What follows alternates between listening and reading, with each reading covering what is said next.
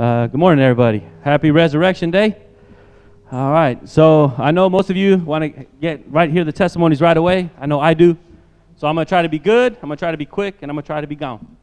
All right, because right now our main focus on Jesus and really what he's done for us and what he's really doing in their lives. So we're going to look at John chapter 10, verses 7 through 18. And so this is Jesus' words. So he says, Jesus said again to them, "Truly, truly, I say to you, I am the door of the sheep.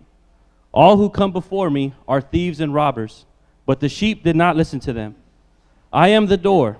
If anyone enters by me, he will be saved and will go in and out and find pasture. The thief comes only to steal and kill and destroy. I came that they may have life and have it abundantly. I am the good shepherd. The good shepherd lays down his life for the sheep. He who is a hired hand and not a shepherd, who does not own the sheep, sees the wolf coming and leaves the sheep and flees. And the wolf snatches them and scatters them. He flees because he is a hired hand and cares nothing for the sheep. I am the good shepherd. I know my own, and my own know me. Just as the Father knows me, and I know the Father, and I lay down my life for the sheep.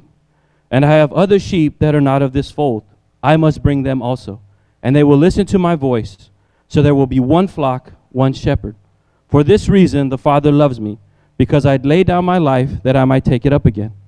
No one takes it from me, but I lay it down of my own accord. I have authority to lay it down, and I have authority to take it up again.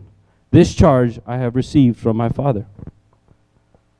So when we read this, especially in verse 10, he says that he comes to give us life, but not just life, abundant life. This is really what we want to celebrate today, where it's kind of like Jesus did not just die and was resurrected to be normal, right? We know who Jesus is. We know what he's done after he conquered death, what he does in our lives, how he's continuing to save people 2,000 years later, right? All of us are here because of what he's done. That is not a normal life. That is an abundant life. What he did, how he shared love, all the grace, mercy, in the 3 years that he did, we are still being moved by it 2,000 years later. That is an abundant life. And so if he lives again and he says, you will live like I do, he's literally telling us right here, you will not just be resurrected and alive, you will have abundant life because of me.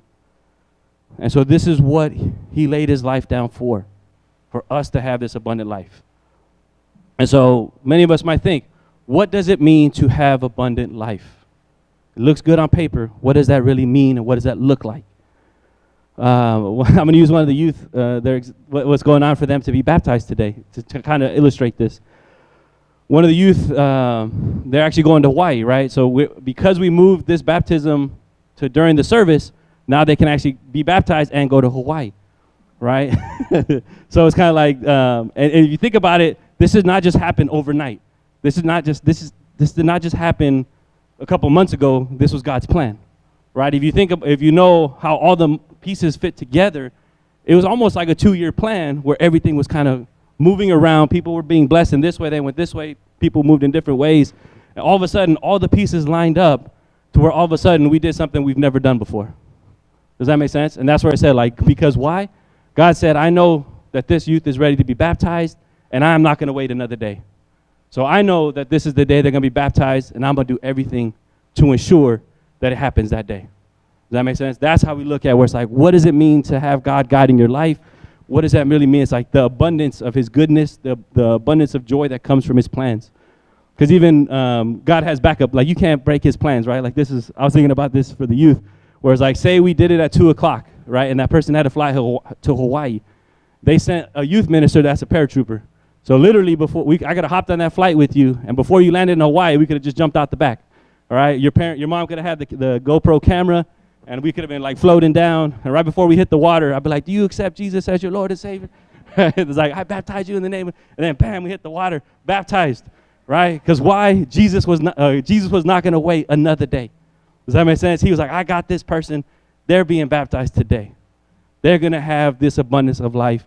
They're going to be surrendered and really enjoying everything I have for them without any delay. Does that make sense? That's what we see, this abundant life. And so when we hear the testimonies, all of you guys that are speaking, I really hope you can enjoy that, really celebrate that, hopefully even as you're speaking, more and more memories are reminding you of how Jesus was doing all these things to ensure every step was taken care of. All his plans are working to get you here today. All right, and so this is where, for all of us that are, have been Christian for a while, that we've been baptized, right? When we hear these testimonies, reflect on how Jesus has moved in your life. Look to see if you are feeling abundant life like they are, right? They talk about in Revelations, one of the churches that they write to, it says in chapter 2, right, verses 1 through 4, it says, the only thing I have against you is that you've forgotten your first love, me, right? So he's like, if you get that back, all these things will line up. But he was talking about, like, when you first accept Jesus, when you first really surrender your life, there is a pureness to that love, a desire to know all about him, a passion that you can't put it out, right? But over time, as life happens, obviously sometimes that goes away. Sometimes we doubt. Sometimes we don't see the plans like we first did when we gave our life to him. But this is where we understand and are reminded today. It's like there is no wasted action in our life. Every single thing Jesus is using to ensure that it grows us, that it strengthens us, and it makes our life abundant.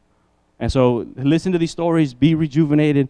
If you're not feeling that abundant life, use today to really talk and seek Jesus for help in feeling what he wants us to feel, because that is what he died for. He died so you could have abundant life. And if you have not given your life to Jesus, think about how your life is now, and if you have abundant life, right? Compare your life to what everybody's sharing today, right? If you do not feel that abundant life, start asking the questions to see what this life is about, what this life Jesus is offering, right? And to really see what it would look like to have abundant grace, abundant mercy, abundant joy, abundant peace, abundant purpose, abundant brothers, sisters, and family, abundant calling, abundant hope, and most of all, abundant love. So let us all be ever more committed to him and to seek out abundant life that Jesus wanted us to have and died to ensure we would always have it. So please join me in prayer. Jesus, we just thank you again. Jesus, we cannot put into words how we really feel about what you've done for us. We just pray that we're really able to just feel you more and more, to really be able to see how your plans are working, how even the smallest of details you use to draw us closer to you, to draw us closer to our loving Father in heaven. So please be with all those that are sharing today. Give them the strength and the joy of just celebrating all that you've done in their life and how they're surrendering themselves to you, to your love, and to your leadership, Jesus. We just really pray that we can celebrate you today, that will truly honor you and truly honor what you really did on that cross and what you did through the resurrection and what you've continued to do in every heart of every person that has lived after you were born. And so we just pray all this in Jesus' name. Amen.